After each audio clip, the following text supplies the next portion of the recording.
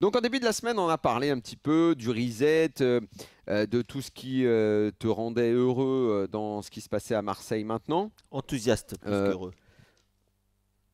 oui, oui, oui, oui, oui. Bon, tu as vu que le mercato est en train d'avancer bien comme il faut avec Cornelius, là, dernier en date. Euh, Moi, la première chose déjà qui m'a intéressé, c'est la façon dont on a travaillé pour faire partir les joueurs.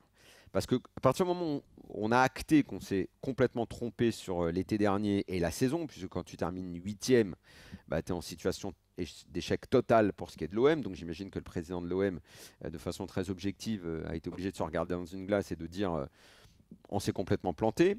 En cours de saison, Mehdi Benatia est arrivé. Mehdi Benatia n'est pas responsable de ce qui s'est passé l'été dernier puisque lui n'était pas là. Donc Pablo Longoria s'est appuyé sur Benatia. Fort, j'imagine qu'il l'a pris aussi pour ça, et principalement même pour ça, de ses réseaux et de son expérience et de joueurs et des réseaux à l'international qu'il a pu avoir. Parce que quand tu as joué au Bayern, quand tu as joué à la Juve et à la Roma, je pense que tu t'es construit un carnet d'adresses qui te permet, quand tu veux ensuite évoluer dans ta carrière à un poste de directeur sportif, bah, qui te permet quand même d'avoir de bonnes relations et de séduire les gens, de les faire venir. C'est aussi un métier où il faut séduire les gens, il faut les faire venir, il faut leur raconter un projet. D'où le fameux reset dont on a parlé au début de la semaine. Et je répète, faire partir les joueurs, c'est pas une mince affaire quand tu t'es planté. Et que des mecs comme Sarr, Iliman Ndiaye aient pu trouver preneur dans d'autres clubs, alors t'élimineras pas et t'effaceras pas la mauvaise saison, mais c'est déjà plutôt bien de les faire partir. Après, il va y Tu dis avoir ouf également quoi. dans la charrette. Bah ouais, tu dis après dans la charrette, il va y avoir Verretou. Là, c'est plus parce que tu sais, quand tu es dans la dernière année de contrat, bon, bah là, forcément, il vaut mieux faire partir les joueurs. Et puis ça coûte cher Pareil, la aussi. porte sera ouverte. La porte sera ouverte pour Unai, pour Harit. D'ici fin août, la moindre offre, bah, il y a des chances que ça parte. Memba, on en a parlé avec le Loft. L'entraîneur a dit que qu'on comptait plus dessus. Ulysse Garcia aussi. Gigot, pareil, tout ça, c'est dans la charrette. Faire partir, on l'avait vu notamment avec le PSG qui avait beaucoup de mal à faire partir ses joueurs, c'est déjà quelque chose d'important. Oui. Il y a un gros travail qui est effectué en effet pour déconstruire cet effectif qui n'a pas fonctionné, mais également de reconstruction parce que ils ont de la chance quand même, c'est que ils ont le temps. Ils ont le temps dans le sens où il n'y a pas de Coupe d'Europe, il n'y aura qu'un match par semaine, et donc c'est pas, voilà, il n'y a pas un barrage qui arrive comme ça a Après, été le cas attention, l'an Kevin, le dernier. championnat reprend dans 15 jours aussi. Oui, peu importe. Ils ont le temps, mais attention, l'objectif, et là, il va pas y avoir à chipoter, Oui, mais il n'y a c'est pas à se Ligue des Champions, précipiter. hein. Il y a Non, non, pas, mais oui, mais il n'y a pas il à n'y a se pas à se précipiter. La précipiter, saison, elle est longue. mais La il faut saison, pas elle se mal gagne pas au mois démarrer ou d'août. quoi. Non, mais Non, ben évidemment, on le la sait saison, bien. elle se gagne Mais il va pas et falloir surtout, elle ne envoyer se des perd pas au messages mois d'août.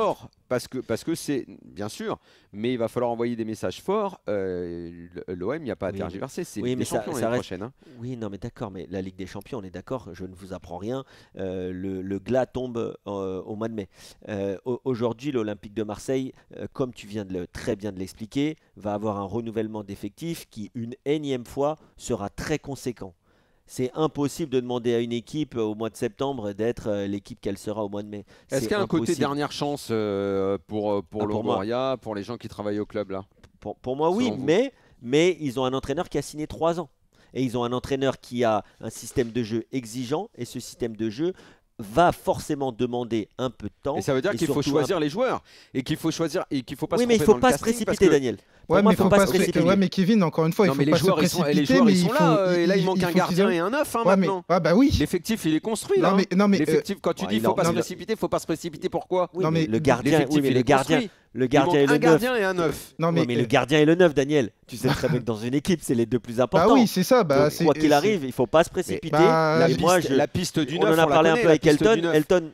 Elton, je vais te laisser dire ce que tu as à dire oui. et je te répondrai. Vas-y. Non, mais parce que pour moi, on parle de deux questions fondamentales. C'est-à-dire l'identité du numéro 9 qui va passer derrière Aubameyang qui a été important la saison dernière. Et encore une fois, l'identité du gardien numéro 1. Parce que si tu n'avances pas sur ces deux pistes d'ici le début du championnat, moi, ça m'interpelle. Parce que, ok, tu as un mercato qui a plutôt bien commencé. Tu as eu des ventes. Et encore une fois, il faut contextualiser parce qu'il est question d'Iliman Ndiaye et Sarr qui avaient plutôt une bonne cote du côté de l'Angleterre de par leur passé en Première Ligue pour Sarr, mais aussi en Championship Ouais, pour que Iliman ces Ndiaye. deux joueurs aient un marché en Angleterre, c'est un mystère, mais en même temps, Ouais, parce que encore une fois, tu as Iliman. c'est pour l'OM, ça les a sauvés. Hein. Iliman Ndiaye était dans l'équipe type de Championship la saison dernière. Sarr avait quand même des états de service en Première Ligue. Ça, ok.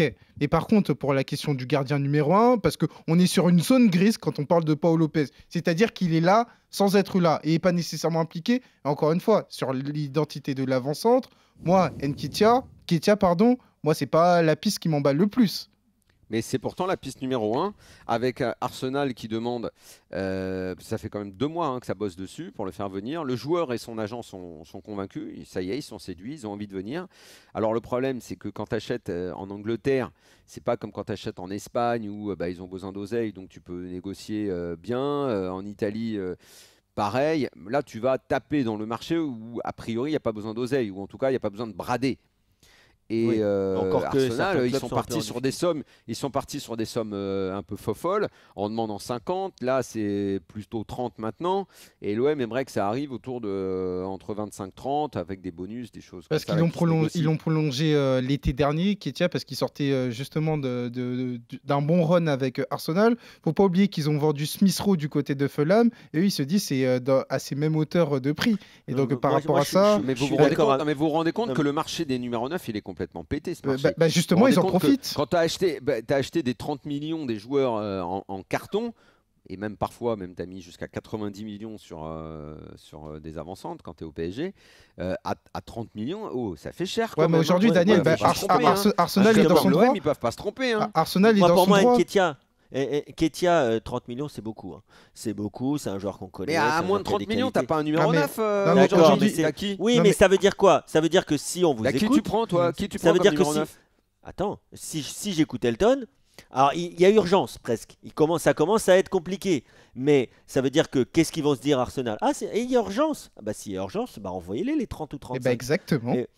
Non, pas du tout. Moi, si je suis à la place de l'OM, non. Ouais, mais aujourd'hui, je n'enverrai pas ces sommes-là sur un joueur qui ne les vaut pas. Tu prends qui? Bien sûr qu'ils ont d'autres pistes. Bien sûr qu'il y a d'autres pistes. Tu as parlé de Cornelius. Moi, je suis pas un grand fan non plus. Mais en tout cas, il y a d'autres pistes qui sont sûrement envisagées. Et au vu de ce qui s'est passé dans ce mercato, Cornelius, c'est pas un attaquant, c'est pas un 9. Défenseur, tu veux dire? Non, mais c'est un défenseur. Mais je veux Parce dire, que là, ils ont pris Carboni, mais Carboni n'est pas un 9, c'est plus un 9,5. C'est un bon petit joueur de foot et tout. On va le découvrir cette année.